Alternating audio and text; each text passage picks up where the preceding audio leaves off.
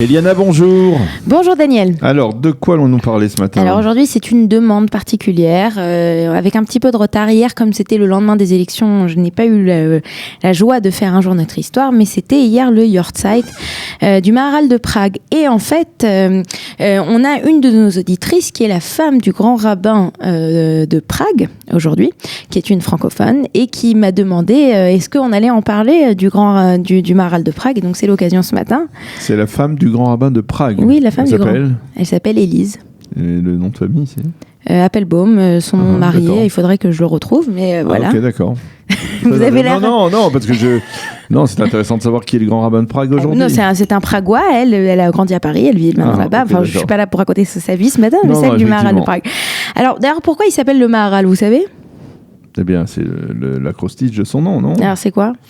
Ça, c'est plus difficile. Voilà. Alors, le Maharal, qui s'appelait Yehuda Lev Ben Betzalel. Oui, bien sûr. Maharal, c'est Moreinu Harav Lev, qui était un grand rabbin qui a vécu à Prague entre 1512 ou 1520, il y a un doute, jusqu'au 17 septembre 1609. Et le Chai Elul, donc c'est la date d'hier.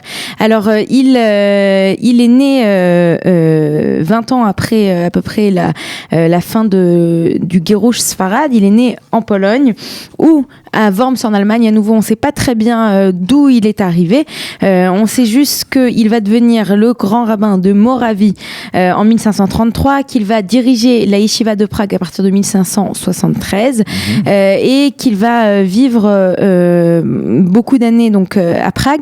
Entre autres, on sait qu'il va rencontrer l'empereur Rodolphe II de Prague. Donc ce sera une sommité non seulement religieuse mais aussi communautaire. Il va être plusieurs fois grand rabbin de Poznan. Il va essayer à plusieurs reprises de devenir grand rabbin de Prague, mais il ne le sera que en 1597 à l'âge de 85 ans. Oui. Il va mourir presque centenaire en 1609, voilà. Et bien entendu, il est entouré d'une légende de rabbin miraculeux.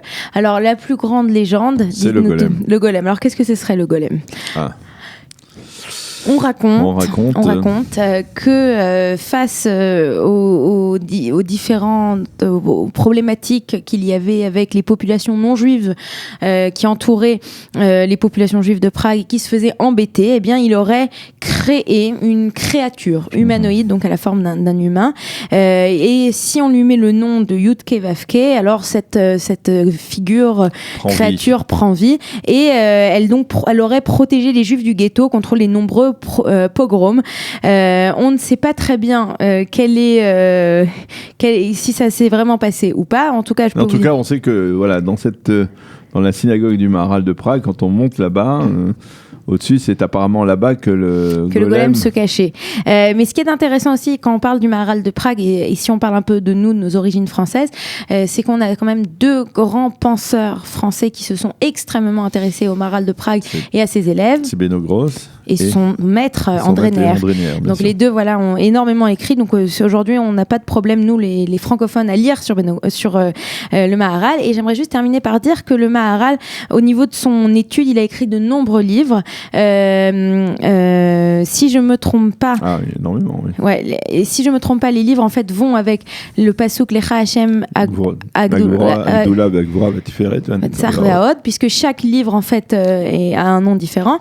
Et il parle de beaucoup de choses, et en particulier, il va énormément mêler les commentaires de Kabbalah aux commentaires...